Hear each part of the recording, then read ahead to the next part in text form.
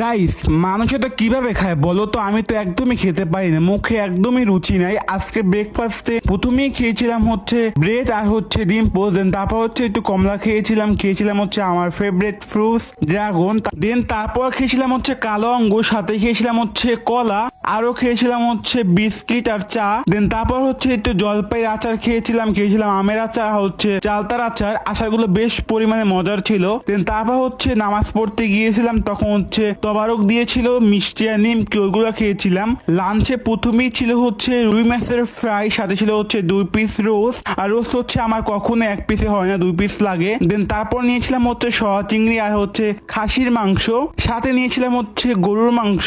গরুর মাংসটা কিন্তু অনেক বেশি মজা ছিল, একদম সফট এবং জুসি, খেতে বেশ মজার ছিল। দেন তারপর নিয়েছিলাম হচ্ছে পায়েস আর হচ্ছে মিষ্টি।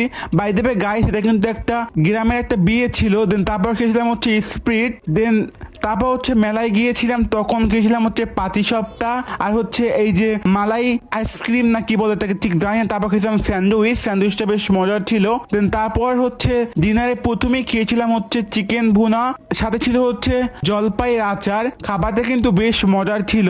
দেন তারপর হচ্ছে একটু নুডলস খেয়েছিলাম, নুডলসটা কিন্তু আমি বানিয়েছিলাম। দেন তারপর খেয়েছিলাম হচ্ছে আবারও জলপাইয়ের আচার আর হচ্ছে আমের আচার। দেন তারপর হচ্ছে একটু চালতার আচার খেয়েছিলাম হচ্ছে পুডিং।